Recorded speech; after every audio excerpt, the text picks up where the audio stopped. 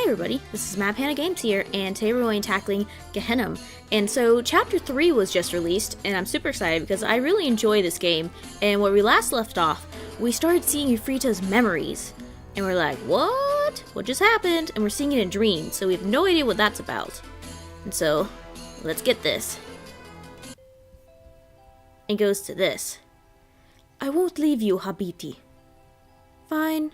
Will you carry me? Of course, Ifrita. I will always carry you home. So yeah. We're just gonna move on from that and not speak of that at all? Okay then. The heart of Davaman seemed barren at this time of year. As you traveled through the Badlands, the tenacity of life began to reveal itself.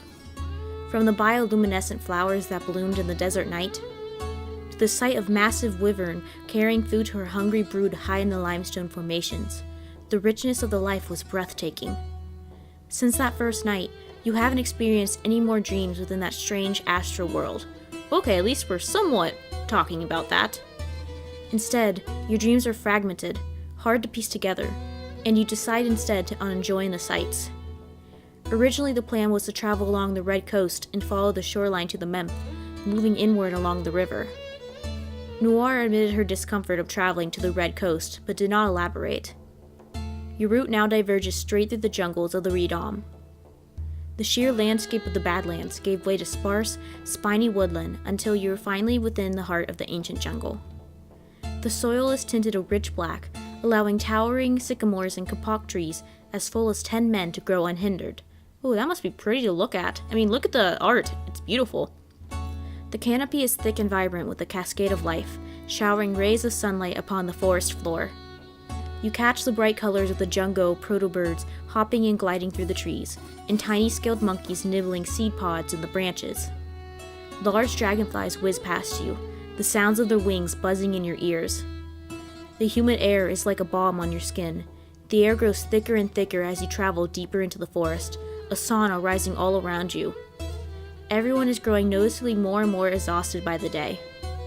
Eventually, the trees and vines become much too thick to walk through without the aid of a knife. I know this is a tiring journey for everyone, but we're near to our destination. A wave of relief washes over you as the trees begin to disperse into a shaded clearing. You travel a few more paces, emerging from the underbrush. You pull ferns and twigs from your clothing, sweat rolling down your temples. You're ready to take a big swig from your flask and collapse onto the forest floor when something catches your eye. An iridescent pool glimmers before you. The water emits a powerful arcane aura. Should we be... I don't know if we should try and drink from that or not. A hum of energy radiating from the center, sending tiny ripples across the glassy surface. You've never seen water glow like this before. You feel almost drawn to it, entranced by its perfect surface.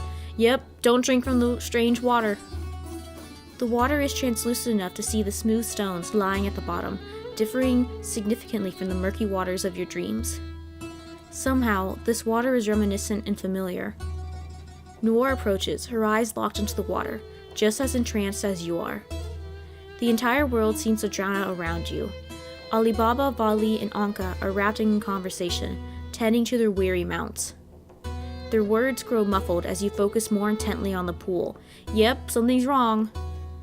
You glide towards the pool and without a single shred of sense, dip your fingers into the magical water. Immediately the water rises and grabs you, pulling you violently forward. Yep, knew it. You tumble in, the pool engulfs you and tugs you deep into the inky depths. Noor plunges her hands into water in a vain attempt to save you, but all you can hear is her screams of pain. The weight of the water forces you down. You move in a flurry, desperately attempting to correct your downward posture so you could kick your way to the surface. Your lungs scream out for oxygen. And so moral of the story, kids, this is why we don't touch weird, magic-emitting ponds in the middle of a forest. You struggle frantically, but the water fights back, twisting and constricting around you. You try to conserve what little oxygen you have left, picking a direction and swimming towards it. The water pulls against you, weakening you. Suddenly, the pressure begins to let up. The water seems to be rushing downward. Suddenly, you realize the water is flowing up, and you are pulled forth from the pool, the water puppeteered by another. Anka's magic hoisted the pool into the air. Oh, thank goodness. Thank you, Anka. I'm glad you decided to come with us. She twists her hands and gracefully lowers you back to the ground. She drops her hands and the water sloshes back into the pool. You gasp and sputter, your lungs filling with sweet oxygen. You collect yourself, heaving in deep breaths until the consistent burning in your lungs faded. Your thoughts are spinning, and you attempt to ground yourself as your companions gather around you.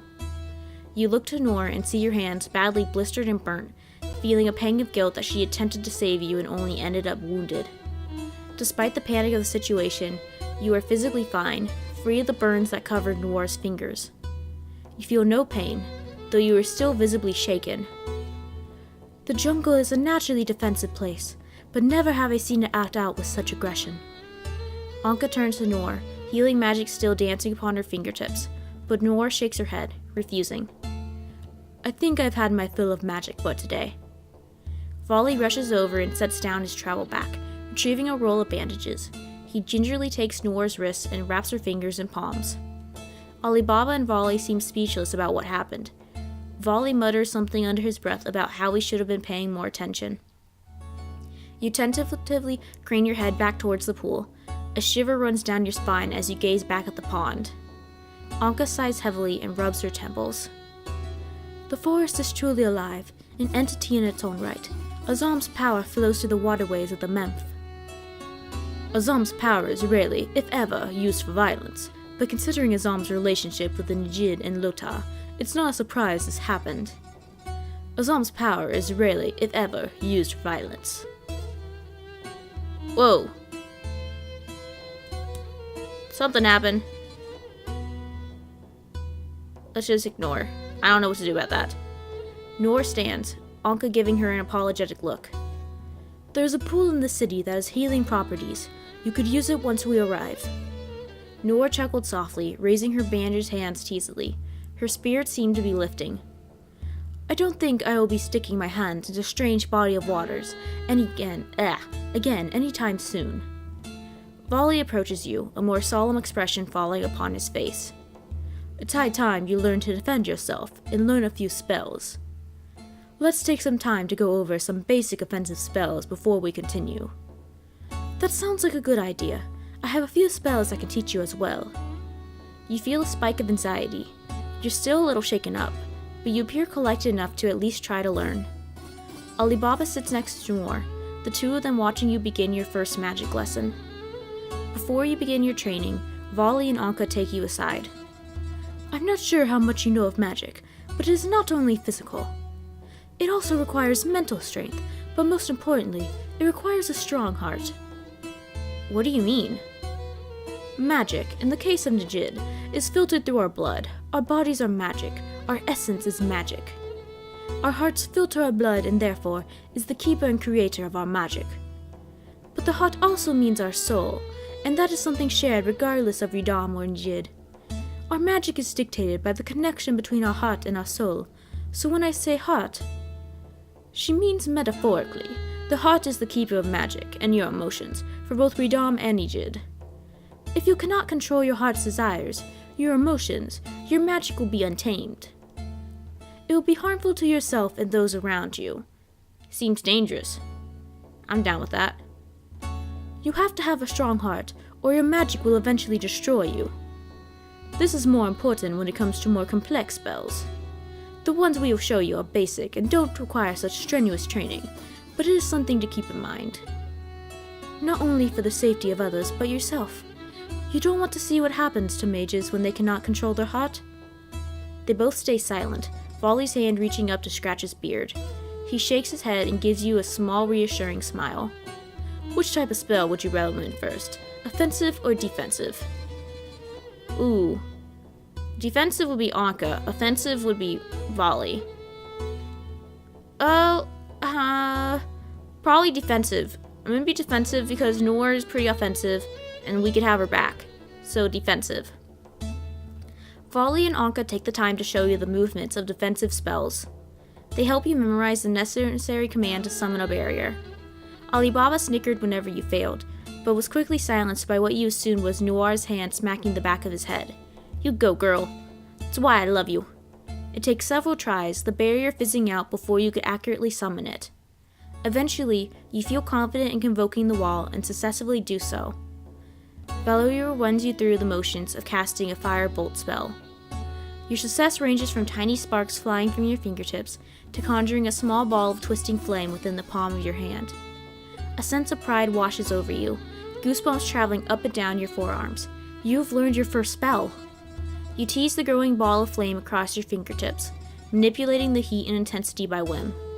The flame melts with you, lapping at your forearms before finally dying away. With Valerio's instruction, the spell becomes natural to you with practice. Anka demonstrates the basics of casting a lightning bolt spell.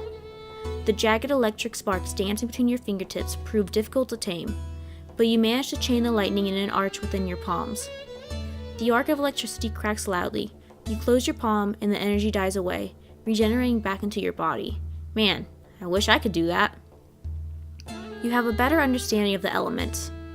Pleased with your process, Valerio and Anka continue to do the defensive spells. You learn quickly. It's impressive. Panda will make a fine mage in no time. Oh, thank you. I appreciate your praise. Oh. After learning a variety of fundamental spells, you feel better equipped to tread farther into the maw of the jungle. You and your companions cut and push your way through, growing closer and closer to the fabled city of the Radam. The magic and humidity within the air grew until you could no longer ignore the muggy air saturating you at every turn. The musical cries of birds and the chirps and clicks of small creatures scuttling through the canopy follows you, only the distant howls of some unknown monsters breaking the ensemble. You're running through your water supply quickly in this heat, but it seems your luck is turning once again. Finally, the heat begins to lift, but the hold of magic is stronger than ever in this land. Wisps of arcane energy manifest at the corners of your vision, dancing through the dark underbrush before disappearing out of sight. A cascading waterfall carves itself through a sheer cliff face, spiraling down into the clear waters of the Menth. Flowers and towering fungi crawl along the excessive boulders, while massive trees with ancient trunks reach into the sky. The world around you is strong and alive, just as Anka said. The pulse of the very earth itself calls to you, the animals and flora of the jungle working in tandem to keep an unspoken balance. Anka steps out towards the waterfall, sighing heavily. She turns to the group, her expression heavy. I have no idea what to expect when we enter. When I left my home, I didn't exactly leave on good terms. If everyone can stay low, I can figure out a plan to get us into the palace. Simply laying low isn't going to work. We all stick out like a sore thumb. Are you going to disguise us? We don't have enough time to cast a glamour charm for all of us. Besides, Anka is the only Radam I've met. Anka gives an anxious look towards the waterfall. I suppose we'll have to work with what we have. As long as we don't cause a scene, we should be fine. Anka turns towards the waterfall, wading into the shallows of the water. Why do I feel as if only bad stuff is going to happen from now on? I have a feeling we're going to cause a scene. Get ready. I'm going to open the gate. You aren't sure what exactly you need to prepare yourself from, but you're on high alert. The forest seemed prepared to throw anything at you to throw you off guard, or perhaps you were merely feeding into your paranoia. You steel yourself. From the water arose a vision from Anka's fluid movements. The mist and vapor meld, forming into shining lights, almost like tiny stars, captured within a mortal plane. You almost get the impression the princess is connecting these stars in a particular way. The waterfalls part, water folding back upon itself until finally running dry. A silhouetted figure emerges from the midst of the waterfall. The vision of stars begins to fall and crumble into the water. Anka's eyes widen and she gasps, jumping back. It seems this is not part of the ritual. Yo! The perfect sheen of water and crystalline lights withered and collapsed into the water. Anka regains her composure, summoning a protective barrier between the group and the stranger. Your companions ready themselves for a battle. Noor unsheathes her sword and stands in a defensive position, her grip tightening around the hilt of her sword.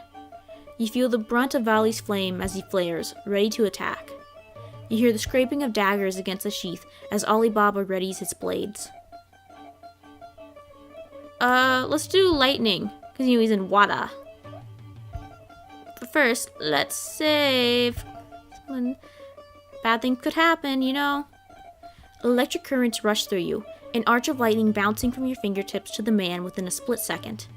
A crack rang through the forest as the lightning came into contact with the magical barrier. Your magic dissipates quickly under the power of the stranger's magic.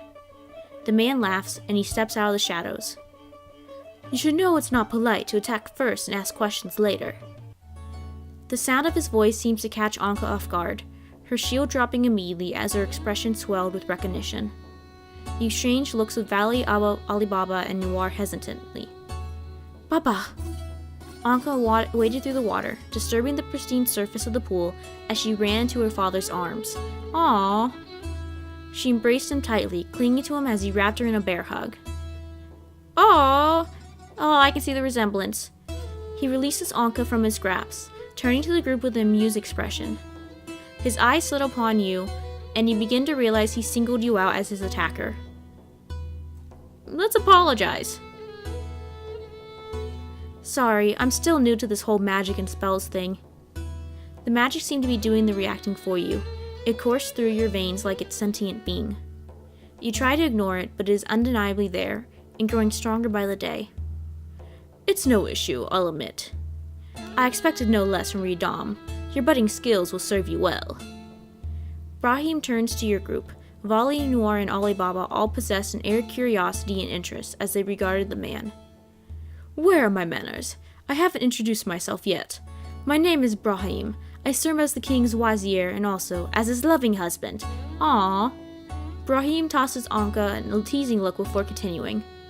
But my greatest pride and achievement is being a father to my beautiful daughter, Aken Saman. Anka flushes furiously. Oh, you can see the flush in her face. Okay, sorry. It was just really cute. Anka flushes furiously and looks to the ground, obviously horribly embarrassed by her father's endless praise of her. Baba! Brahim chuckles softly. Seeing your collected companions hanging on his every word and action was pretty amusing. It's a pleasure to meet you, Your Highness. My name is Valiru. We're glad to make your acquaintance. Alibaba remains silent, even as Brahim glances towards him and stares the Lota down with an amused smirk. Is he hungry, or is he always this grumpy? I'm sure everyone will be more comfortable inside the walls of the city. He gestures towards the gate, leading into the heart of the Redom city. You notice your companion's hesitation. Even as you wade into the pool, you can see the tentative unease upon their faces. The Menth could be a dangerous place for non-Redom. After the very pools that sustained you and your kin turned upon you and almost dragged you to a watery doom, you can understand their caution. Yeah, I get that. Don't go into water just when you thought it was safe to go back into the water. Anka's brows knit together. She explains what happened upon your arrival within the Menth, the magic within the forest lashing out at you. His expression shifts from confusion to understanding. He nods to her. I will look into this, but none of you have anything to fear. I will make sure of it. Brahim parts the waters of the pool, allowing your companions to pass unscathed past the gate and into the heart of the Menth. Ooh, I can't wait to see what it looks like. Darkness surrounds you. You hold your hand out before your face, your eyes slowly adjusting to the stark, all-encompassing dimness. Outlines begin to come into view, and you can make out the figures of Anka and Brahim just a few meters in front of you. The walls echoed with the sound of your footfalls. Your sharp ears mount out a rudimentary understanding of the shadowy world around you. This tunnel narrows, climbing at an incline. The sound of rushing water fills your ears until your drums are rattling with the flow of the river. You lose track of how long you walk, your focus entirely upon keeping the pace with your two guides. A light permeates through the darkness as you near the top of the incline, shining through, almost blinding you. You shield your eyes from the brunt of the suns. Oh, I was kind of expecting something more. But I like the color scheme. It's nice looking. The city of the Redom stretches out before the majesty of the jungle, intertwined meticulously with nature and civilization. Pure alabaster buildings rise from the forest floor, pathways of carefully placed cobble weaving in and out like marble labyrinth. Splashes of color catch your eye, drawing you to look upon intricate murals depicting the lives and histories of the Redom in vivid multicolor. The shrill cries of tropical birds fill the outer edges of the city, intermingling with the bustle of people as you approach the market. You stop and smell the giant jungle flowers, overflowing from pots much taller than yourself. The perfume of irises and hyacinth fill your nostrils. You sigh, only to wonder what sort of monstrous creatures could pollinate these flowers, and quickly hurry past. Oh, I didn't even think about that. Do they have giant bees in this universe? You mostly see Radam going about their business, trading, painting, tailoring, smithing, but you manage to pick a few Najid out of the crowds. Anka slows her pace, walking beside you, away from the group. She seems hopeful, as told by her smile and pink cheeks, but you could see some tension in how she teased her fingers together anxiously. Everything is going, well, a lot better than I expected. Your father seems very understanding. Let's keep our fingers crossed that my other father feels the same way. Yeah! Watch it go downhill immediately now that we've said that. You finally stop in a large plaza. The stalls are filled with every necessity and luxury you could imagine. Welcome to the bazaar. I can show you all the notable places around the city. Shall we start the tour? The bazaar is the center place for festivals and celebrations, as well as trade and artisanship. Brahim gestured to a large mural depicting a flock of colorful proto-birds surrounding a beautiful woman with braided brown hair, carrying a basket ripe with the harvest of the world. You immediately recognize it as a depiction of Mithra, the goddess of fertility and the cycles of life. I brought Anka here often as a child, and she was fond of getting into trouble. She climbed to the top of this mural, weaving between the bars until she fell, right into a basket of fruit. It took me days to get all seeds out of my braids. Aw, embarrassing childhood stories. He really does love her. These streets are as familiar to you as they are to Anka and her family. You recall simpler days where you two managed to throw yourself into all sorts of shenanigans. While the tour was unnecessary for you, being able to see the city from the eyes of a royal offered a different perspective. You follow Brahim for the majority of the afternoon and deep into the evening. He shows you and your companions the sacred areas of the Menth and tells you the historical significance of each location. He also gave you small hints of Anka's childhood mischief around the city.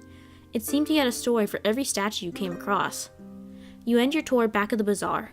It is quieter than before, but still held a comforting noise of bustling that reminds you of home. May I ask a question? Why, yes, of course. I see Najid. I thought the Menth is closed to outsiders. Brahim strains a smile and taps his cane against the marble stone in thought. A complicated question. Before my husband and I closed off the Menth, it was a place of pilgrimage for all inhabitants of Gehennam. Those who worshipped Azam would come to the original Grand Temple and pay their respects, drink from the water she blessed. But once Ifrita became a threat, we had to seal away our city, even abandoning the Grand Temple. The jungle has reclaimed the original Grand Temple, leaving only the entrance visible. The sound of music sounded from afar, spreading throughout the city and calling the citizens to prayer. You know, this is kind of interesting. So Ifrita was a threat to them. I wonder if there's a way that we could, smooth that over or anything. The evening began to set upon the Menth, coloring the waters with vibrant oranges and pinks. It's time for me to take my leave. Yusuf is waiting for you in the palace. I'm sure he's excited to meet all of you. Anka lets out a shivering sigh, her arms wrapped tightly around her middle. Brahim notices the tension radiating off her like a flame. He clasps his hand upon her shoulder, squeezing gently. You knew I was coming, didn't you? I also knew when and how you left. I never doubted you could care for yourself. He pauses for a moment, as if deep in thought before continuing. Don't you worry about him being angry with you. He was just worried about you. We are both worried for you. Anka nods in understanding, though you can tell Brahim's reassurances have hardly made a change in her tense posture. Brahim turns back to the group and flashes a smirk. I can't say he won't be mad at your friends, however. And with that, Brahim takes his leave without further explanation, melding perfectly into the crowds. So what did we do? Yeah, same thing with, I agree with Panda. Well, that's not very reassuring. We're screwed. Something bad's gonna happen now. You make your way towards Noor and Vali, but a certain Lota is missing from your entourage. Noor's eyes dart from the end of the street to the mural walls overlooking the city, hoping to find him attempting to befriend some birds or exploring the many alleys and crevices throughout the city. She rubs her temples and flinches, her wounds nagging her and fraying her nerves even more. Alibaba is gone. How does one lose a giant like Alibaba? As if my day couldn't get any worse. What did he get off to this time? You exchange looks with Vali as if hoping one of you will pick up the mantle and offer to look for Alibaba first. We can look for Alibaba or let him come back on his own. Let's look for Alibaba. But first let's save. Because he can be in trouble. I know, usually Alibaba can take care of himself. We don't know he's never been to the city before. Let's look for Alibaba. Folly rubs soothing circles on Noir's back as she takes in a deep breath and calms herself. I'll look for him, Noir. Alibaba tends to hide in high places. Be sure to look up. Maybe he found himself a crowd to sniff out and stir up some trouble. A tavern, perhaps, or any disreputable corner of the city. I don't think there's anything like that here. The busiest place in the city would be the temple. It's also the highest place in the city. Maybe he went there. It's a good place to start. We'll wait for you inside the observatory, Panda. I don't want to keep my father waiting longer than he has been. You nod at your companions as they take their leave. You turn to walk towards the temple. Okay. We're ready.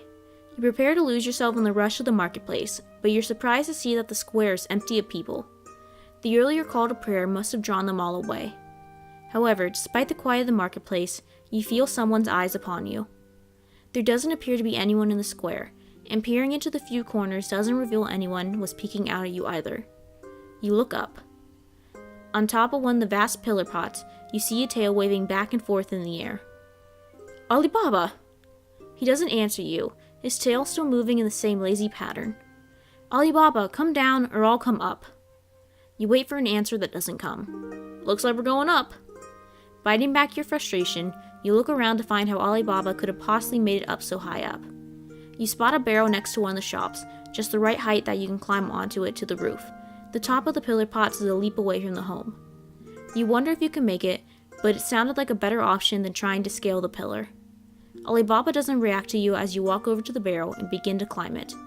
It's a shaky climb, and you're confident that you're going to lose your grip as you pull yourself up to the roof. Maybe if you fell, you'd get a reaction out of that infuriating Lota. I feel as if something's wrong with him. Maybe we need to talk to him. Maybe we need a heart-to-heart with him. You stand on the roof of the shop, gingerly stepping towards the edge nearest to the pillar. It seems like a much further jump than it had from the ground. You look one last time at Alibaba. From here, you can see that he's sitting in a relaxed cross-legged position, the scarred part of his face towards you. His tail is still swishing side to side, although at this point you know it's a deliberate farce. You imagine that he's watching you from his peripheral vision, focused on your ascent even though he still refuses to acknowledge you. Alibaba, I will jump. He doesn't react. You hold your breath, taking a few steps backward for a running start. You leap. Your fingers grasp the edge of the pillar, but you're too short and you lose your grip instantly. You fall, a scream forming in your mouth. But you jerk up all of a sudden as a hand grabs your wrist. Alibaba peers down at you. I was hoping you'd give up and leave. Oh, well, hello. Oh, hello. Oh, you're very sexy. With a grunt, he pulls you up. He falls onto his back with the effort, your body collapsing on top of his. His arms wrap around you, holding you still as you gasp in a shaky breath. This is certainly comfortable, lying 20 feet in the air. A mad person with no sense of self-preservation splayed on top of me. You sit up. You didn't answer me. I didn't think you'd jump. Can we punch him? Let's punch him. You punch him in the chest. Alibaba gasps slightly at the impact, but immediately bursts into laughter. He holds up his hands in surrender. A mad person who will hit you for saving her life, I see. You know there's something that he's leaving out in his answer, and you're determined to find out what makes this odd Lota tick. What's the real reason you left? He turns his face towards you, and you see the glint of his irises as he finally looks at you in the eyes. There's no way for me to blend to the crowd here, and this mask certainly doesn't help. I can feel everyone's eyes on me. It's funny, maybe, that I spend all my time watching others, but can't stand to be seen myself. Alibaba turns away again. You open your mouth to say something. You want to reassure him somehow, but he stops you with another wave of his hand. Anyway, do you have any idea how you're going to get down? He jumps off the pillar to the ground below. You jump forward, too late to try to catch him. Peering down from the edge, you see him hit a 3-point landing before standing up gracefully and brushing off his clothes. Well, we definitely can't do that. He looks back up to you and holds his arms up towards you. I'll catch you, promise. You pause, considering the distance. He catches your hesitation and laughs. You're not up to trusting me still, Panda. Yeah, I'll jump into his arms. I trust you.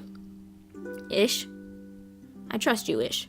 You look down one more time before jumping.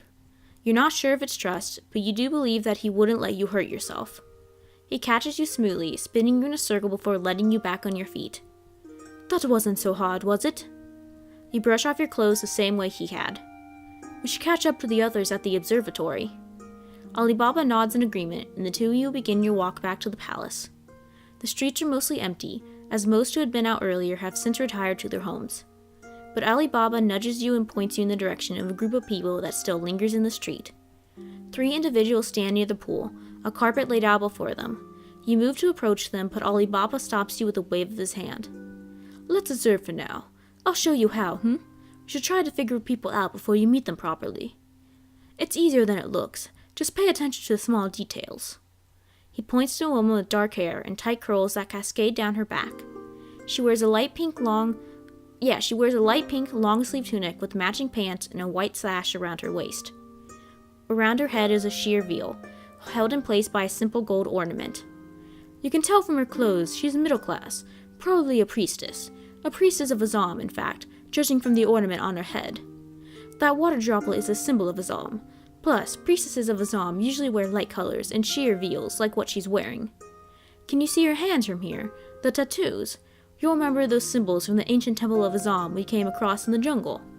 Before Alibaba can say any more, the supposed priestess turns your way and gives you a friendly smile that makes her bright gold eyes crinkle at the corners. From where she sits at the base of the carpet, she gestures for the two of you to approach. The two of you come forward, Alibaba seeming a little perturbed at being caught. As close as you are now, you can see the woman's companions better. 2 women sitting together, watching you just as the priestess is. One is an albino woman with pink eyes and sharp features, dressed in all black. She rests her head on the shoulder of another woman, with light brown skin and thick red hair that falls in loose curls to her shoulders. Oh, are they together? I hope so. She smiles sweetly at you as she affectionately runs her hand through her companion's hair. Oh, I bet they're together. The stranger who had noticed you first looks from Alibaba to you, her gaze searching. May I offer a palm reading to 2 travelers? Tonight is a perfect night for it after all. The stars are all aligned, and the moons are together after a long journey apart. Alibaba seems to defer to you, having no comment of his own to make. You feel his eyes on you even as you meet the woman's gaze. It would seem your companion fears the future. Perhaps we can show him that good fortune lies ahead. Alibaba silently shuffles closer to you as you take a seat on the carpet and hold your hands out to the woman. When she takes your hands, her smile never fades as she brushes her thumbs across your palms. You carry such a heavy burden in your hands. I can feel it now, close to you as I am. Gently, she traces a line that circles your thumb. Now, your lifeline has faded, so your life lies in the hands of others rather than your own. Well, that's certainly true. She traces the last line from the side of your palm up to the space between your index and middle fingers. But your heart is healthy, perhaps stronger than you know, and you will endure. She takes 2 fingers and drags them vertically down your palm. The sun will guide you to your fate, but be wary, for the sun not only gives life, but takes it as well. Finished with your reading, she claps your hands between hers and gives a small bow. You're not sure what to make of what she's just told you. You just feel a cold sense of unease at having heard it. That boded both well and bad for us. I don't know how to interpret that palm reading. As you stand, you fish around for your coin purse to pay her, but when you hold your hand out to her payment, she waves a dismissive hand. Oh no, there is no need for that, friend. My readings are merely for fun and recreation. I would thank you for allowing me the practice. Sensing your unease and confusion, Alibaba places a gentle hand on the small of your back. He quickly thanks the priestess before leading you away. The 2 of you begin your walk back to the observatory in silence. Okay, and I think I'm going to stop here. That was a nice little adventure we had with Alibaba. I'm glad I went after him. So save. Dun, dun, dun, dun. And so this is MadPanda signing out. If you like my content and you want to see more content like this, please remember to leave a like, comment, and subscribe. And don't forget to hit that bell for notifications. Once again, this is MadPanda signing out.